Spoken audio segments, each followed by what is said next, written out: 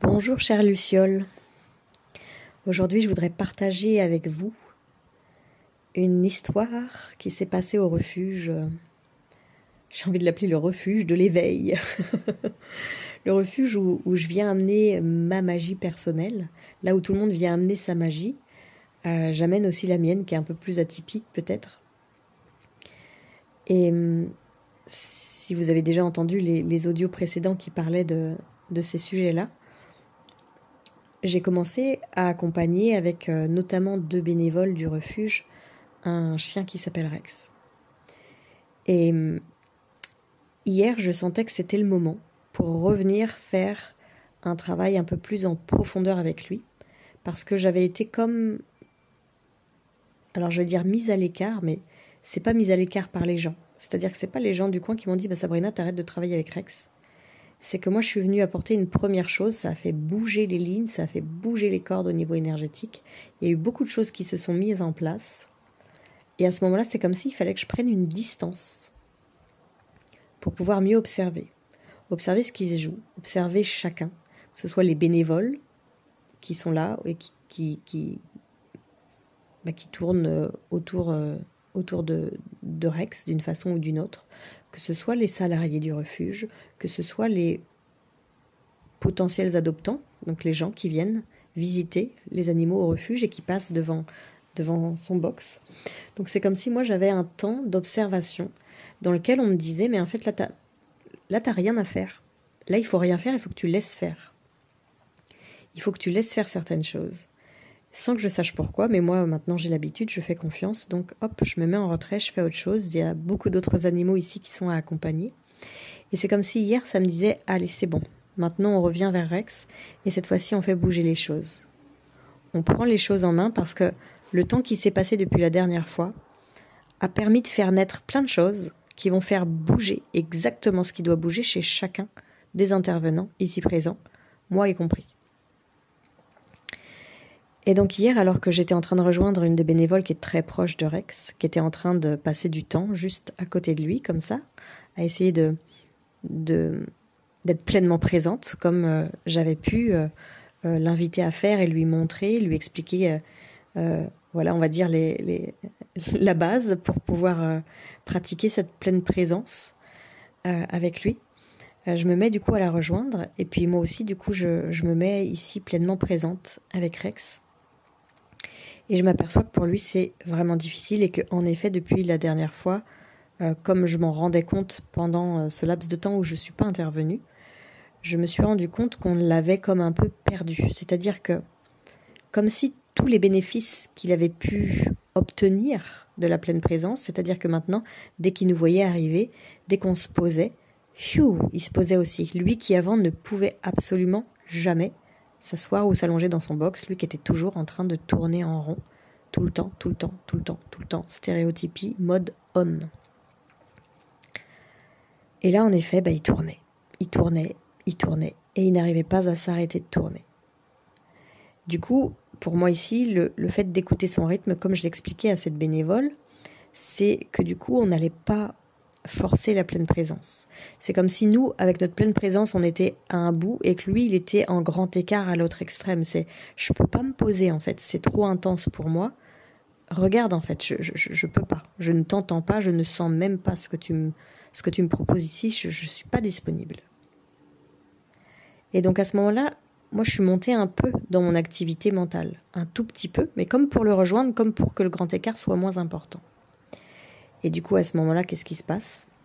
Je lui parle, je bouge un peu, je regarde dans la direction où il regarde, j'observe, je l'encourage quand il arrive à juste me regarder déjà, à lui dire que c'est bien, juste ça. On n'est pas ici dans la strate spirituelle, comme quand on fait de la pleine présence. On est plus descendu, on est moins en lien avec les hautes sphères chez l'animal, on est plus en lien avec sa personnalité incarnée, celle qui est en train de nous montrer qu'il y a une difficulté. Je le rejoins du coup sur cette strate-là parce que pour le moment, c'est pas possible pour lui d'aller plus loin. Et à un moment donné, je commence à... déjà, je lui tourne le dos, mais pas pour lui tourner le dos, mais juste pour dire, regarde, toi, tu peux pas voir ce qui se passe de ce côté-là, parce qu'il y a comme un gros panneau opaque là, à ton box.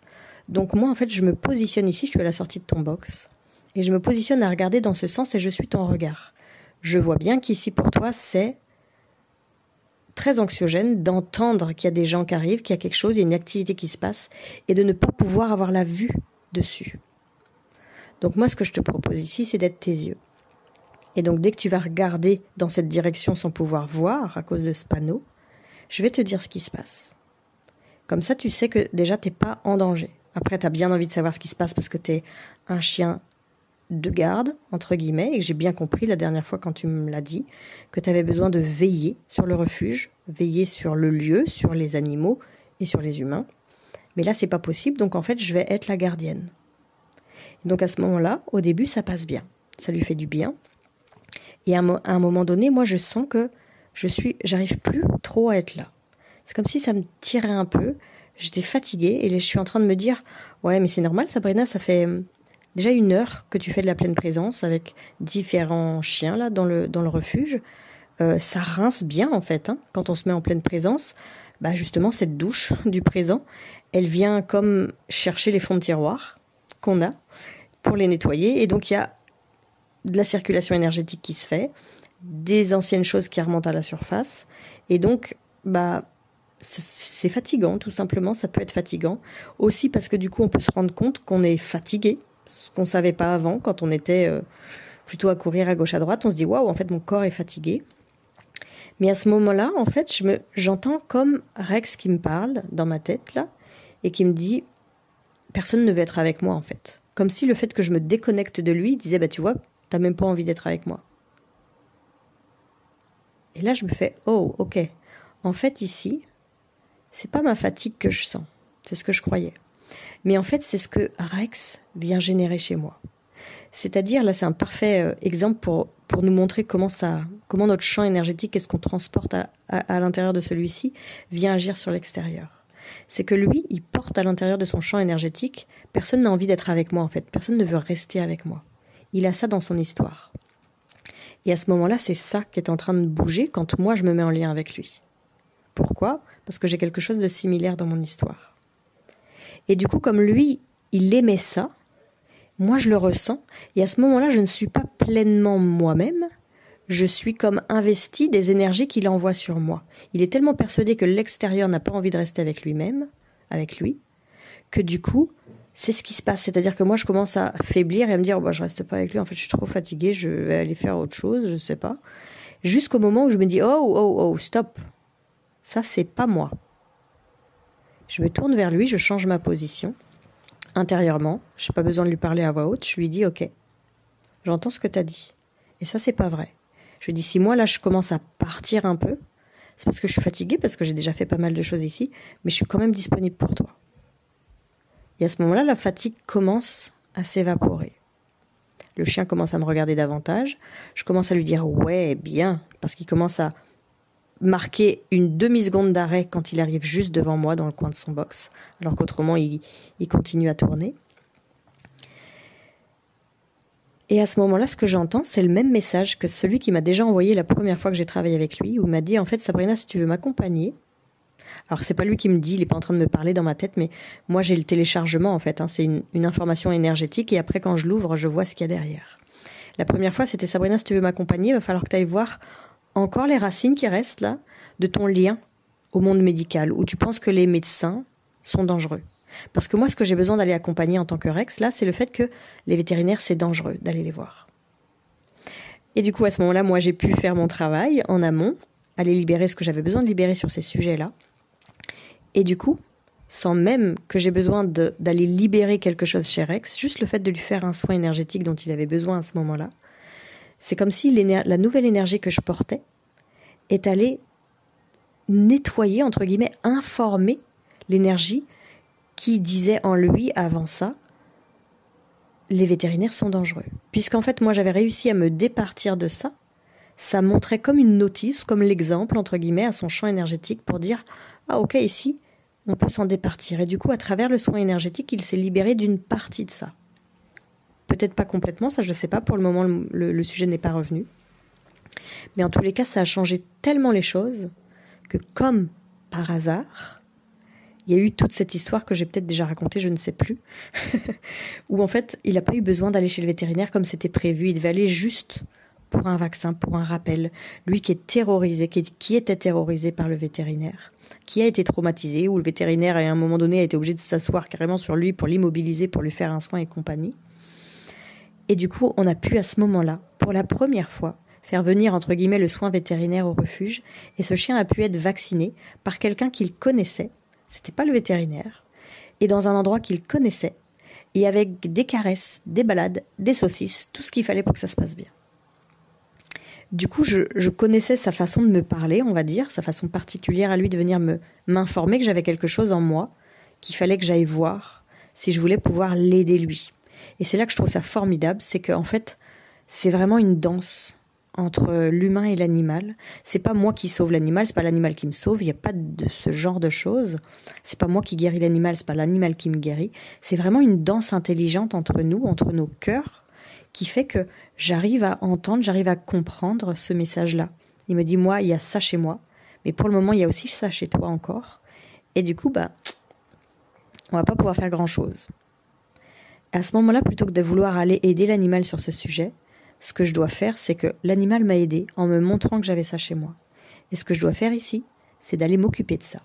Et après, j'aurai pas grand-chose à faire si ce n'est venir au contact de l'animal, lui offrir ma pleine présence, mon cœur grand ouvert, ma notice d'utilisation qui s'est comme délestée de ce poids-là du passé, pour donner à ce chien la nouvelle notice d'utilisation aussi dans son champ énergétique qui va faire qu'il va pouvoir aussi s'en délester et que les choses vont bouger.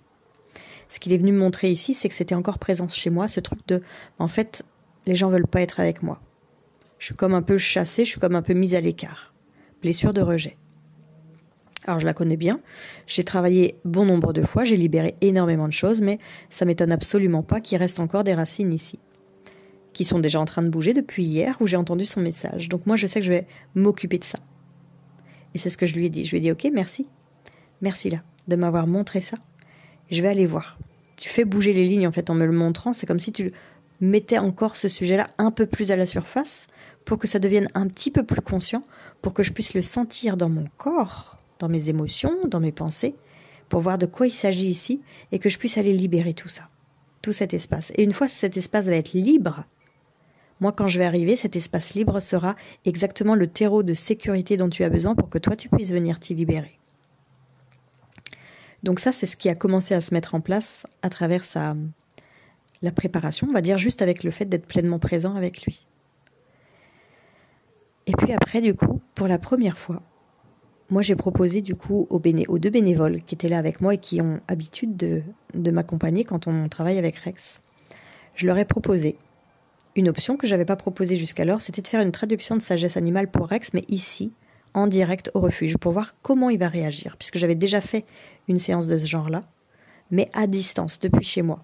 Où, évidemment, le lien énergétique est pour moi très facile à connecter à distance, parce que du coup, je suis dans un environnement calme et propice à me relier à lui, ce qui n'est pas le cas en refuge. Au refuge, il y a énormément de bruit, il y a du passage, il y a des gens, il y a les émotions de tous les animaux. Donc pour être vraiment en lien avec lui, c'est pas forcément évident. Mais là, je sentais vraiment cet élan de pouvoir mener cette séance ici en direct pour qu'on puisse voir, pour que les deux bénévoles surtout puissent voir en direct, lire en fait l'animal au moment du soin, pour qu'on puisse voir ce qui était là avant et ce qui était là après.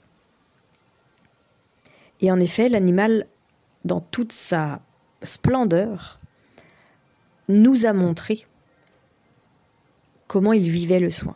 Donc nous, ici, on a mis en mots toutes ces choses dont je ne vais pas parler aujourd'hui parce qu'il y a un lien direct avec les personnes qui étaient présentes. Donc c'est des choses qui sont personnelles.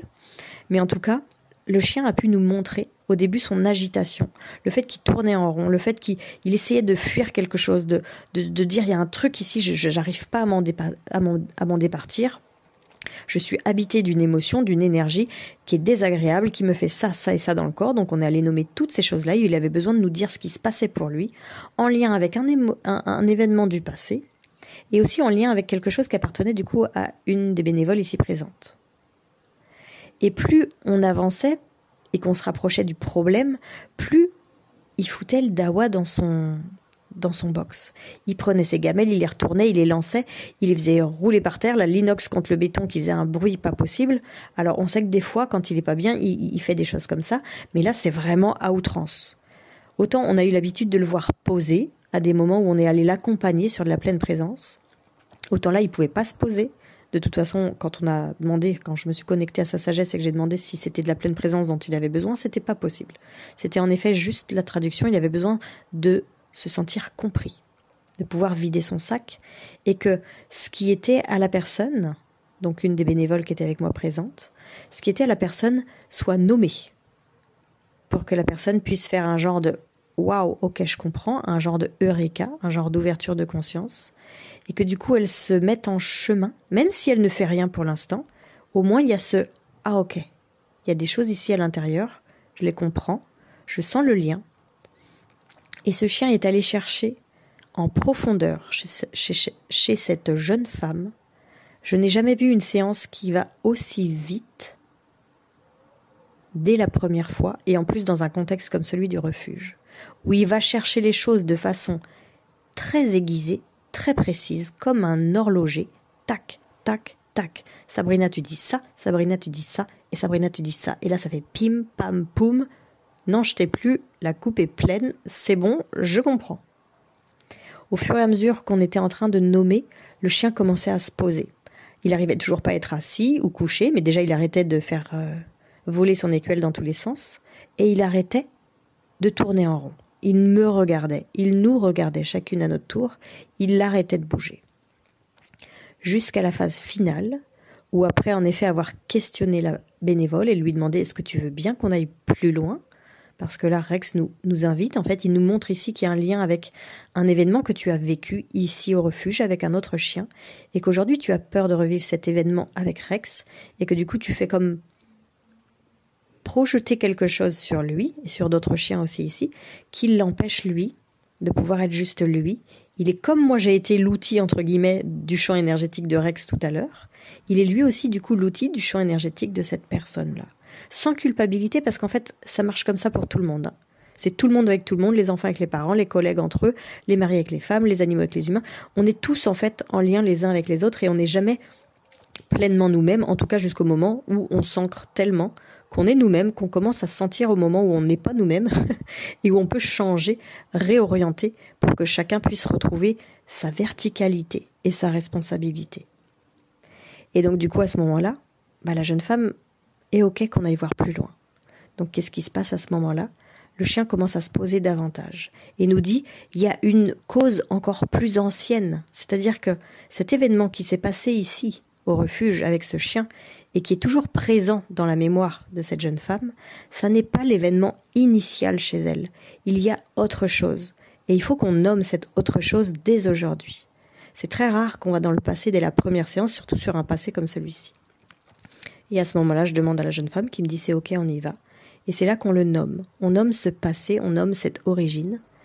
Et à ce moment-là, il y a comme des choses qui bougent, on discute entre nous, il y a des larmes qui montent, il y a des émotions qui circulent. Juste le fait d'être là entre nous, de laisser cet abcès se percer au rythme qui est le bon pour lui. Et à ce moment-là, le chien se pose. Le chien bâille, le chien soupire et s'allonge. Une fois qu'on a eu terminé, le chien a commencé à aller chercher ses jouets. Il était tout content. L'énergie avait complètement changé, l'énergie du chien, mais aussi l'énergie qui se trouvait entre le chien et cette jeune femme. Cette jeune femme est une amoureuse de ce chien-là. Mais malgré cet amour, c'est pour vous dire à toutes et tous qui écoutez que cet amour qu'on a pour eux ne veut pas dire qu'on peut les aider au mieux de notre potentiel. Parce que des fois, cet amour qui est presque fusionnel, qui est presque... on n'arrive même pas à le comprendre, c'est un amour formidable, c'est tous ces animaux pour nous. Derrière, il y a ce qu'on projette sur eux. Ces choses qui sont à l'intérieur de nous et qu'on projette sur eux. Et on voudrait tellement les protéger de toutes ces choses, les sauver de toutes ces choses, les pauvres animaux qui sont maltraités, qui ont été abandonnés, qui ont été rejetés, qui risquent d'être euthanasiés, qui risquent de manquer d'argent, qui risquent de manquer de sécurité, tout ce qu'on peut, vous imaginez bien, tout ce qu'on peut projeter sur eux quand on vient en refuge. Ces animaux qui portent tous ces bagages-là. Et c'est pas pour rien qu'on vient travailler dans un refuge ou qu'on vient être bénévole dans un refuge ou qu'on veut être bénévole dans une association. C'est qu'à l'intérieur de nous, il y a des parts qui portent la même couleur que ces animaux qui nous touchent. Et à ce moment-là, du coup, il y avait comme un genre de rideau que, malgré elle, cette jeune femme avait installé autour du box de ces chiens particuliers.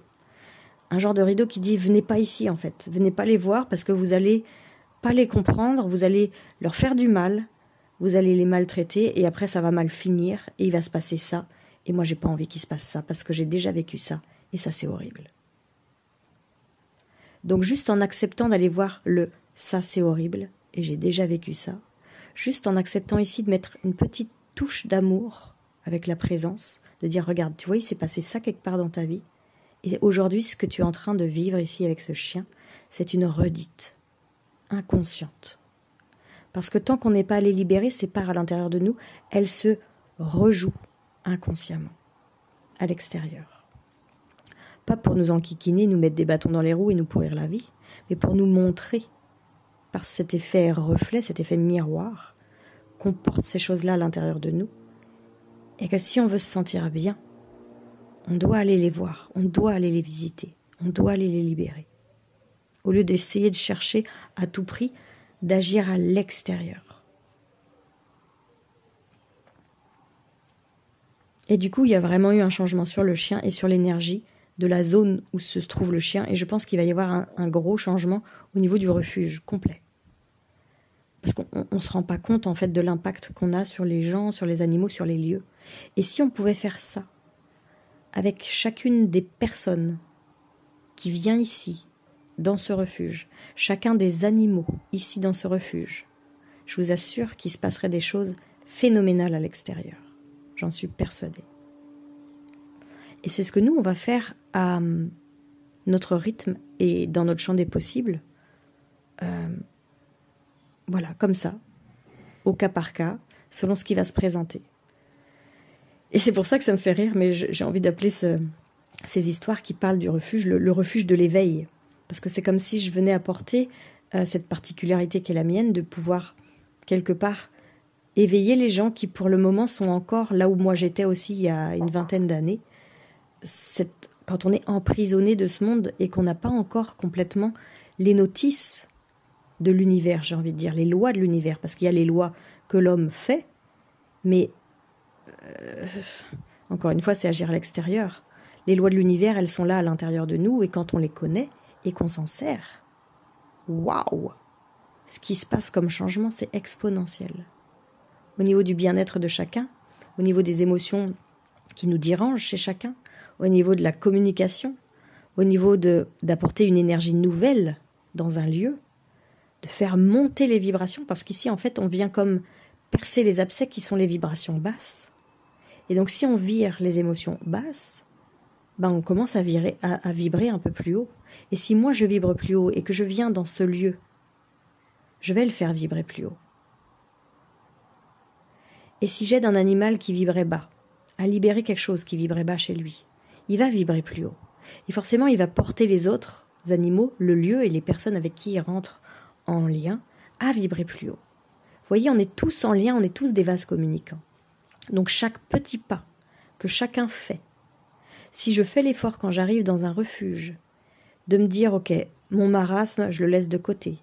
Mon émotion dépressive qui vient chercher un câlin chez les animaux ici parce qu'en fait, je ne trouve pas ce qu'il me faut à la maison, je la laisse de côté. J'irai m'en occuper. Mais aujourd'hui, j'arrive dans le refuge. Je viens pas ici amener mes émotions basses. Je prends ne serait-ce que 5 minutes. Je fais de la cohérence cardiaque. Je me centre. Moment présent. Il y a des belles choses à faire. Il y a des belles choses à sentir. Il y a des belles choses à apporter. C'est ça que j'amène ici.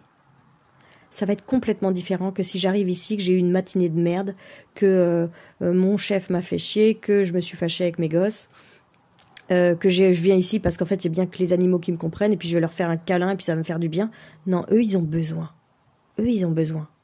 C'est pas à nous d'aller déposer nos sacoches à leurs pieds. Eux qui arrivent avec pas de famille, de la maltraitance, du manque. Non.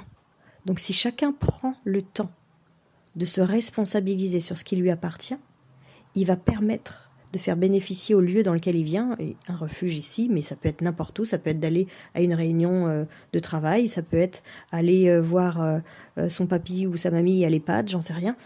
Vous pouvez laisser derrière vous une traînée couleur arc-en-ciel, en prenant juste le temps de vous centrer quelques instants, et en y travaillant chaque jour, au lieu de laisser une trace de boue. Donc c'est ce que je vous invite à faire. C'est un chemin qui est formidable. Et si vous êtes comme nous, là, amoureuses, amoureux des animaux, et que vous voulez œuvrer pour le monde animal, bah c'est comme ça que vous allez faire le maximum de choses. Bien sûr, après, on a aussi des choses à leur apporter pour de vrai et concrètement, et heureusement qu'il y a aussi cette partie-là. Je ne veux pas dire qu'il faut rien faire dans le monde physique. Il faut bien leur apporter de la nourriture, il faut bien leur faire des soins, s'ils sont blessés. Il faut bien changer leur litière, il faut bien... Voilà, il y a plein de choses à faire, et ça, c'est important. Mais ça devrait presque être secondaire, ou en tout cas, ça ne doit pas être prioritaire, sur ce qu'on va aller changer, nous, à l'intérieur de nous, et à l'intérieur d'eux. Parce que du coup, si je leur donne à manger, mais que je leur donne à manger en conscience, si je les soigne, mais que je les soigne en conscience, l'énergie que je leur apporte est complètement différente. Et non seulement ils ont à manger, donc ils peuvent se nourrir physiquement, mais en plus, il y a tout cet amour, toute cette présence, tout ce « je te vois », « je te comprends »,« je te respecte »,« je t'aime » et tu as de la valeur qui vient dans leur assiette, qui vient dans leur gamelle. Et je vous assure que pour les animaux qui sont hautement sensibles, beaucoup plus, pas qu'ils soient plus sensibles que nous, mais en tout cas plus dans cette sensibilité, nous on arrive à s'en couper très très facilement malheureusement, mais eux qui sont extrêmement sensibles, eux qui sont ces éponges formidables, ils vont éponger ça de vous.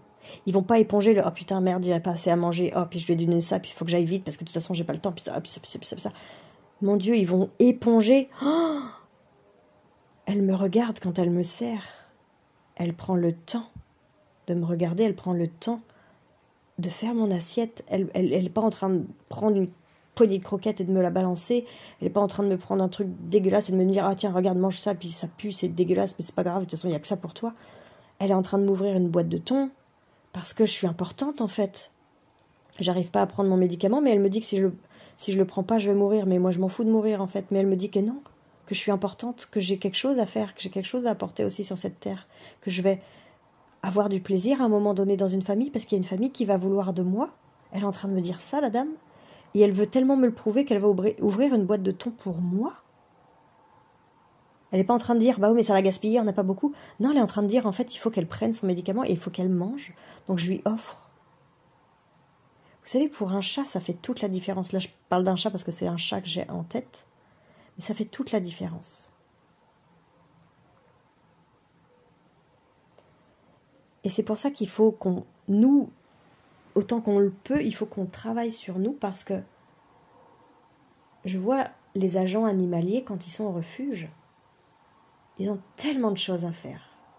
Ils sont toujours obligés de courir. À quel moment ils peuvent faire ce lien avec les animaux? Et je suis sûre que la plupart d'entre eux se sentent coupables de ne pas pouvoir faire plus ou mieux. Et il y en a d'autres qui vont faire des heures sup à plus pouvoir parce qu'en fait, ils se disent « mais moi, c'est pas pour ça que je suis venue, en fait. C'est pas pour être juste la tête dans le guidon, c'est aussi pour être au contact des animaux. » Mais ça, c'est pas normal. Parce que c'est les animaux, mais c'est aussi les humains. L'humain doit pouvoir avoir le temps et l'espace pour faire ce qu'il a de mieux à faire auprès des animaux. Et moi, ce que je vous invite à faire, si vous travaillez ici dans un refuge, ou si vous êtes bénévole dans un refuge, ou dans une association, ou peu importe si ça peut résonner avec une autre partie de votre vie, que ça peut être aussi si vous travaillez justement dans les EHPAD avec les personnes âgées, ou si vous travaillez avec les enfants, ou dans les écoles, les crèches, j'en sais rien, ou dans un hôpital avec les gens malades. C'est toujours pareil, c'est qu'on nous en demande toujours plus, toujours plus, toujours plus, toujours plus, et qu'on n'a pas le temps de donner la qualité qu'on voudrait. Eh bien, le premier pas que vous pouvez faire ici, c'est de faire un pas pour aller regarder à l'intérieur de vous. Parce qu'en allant regarder à l'intérieur de soi, on gagne du temps.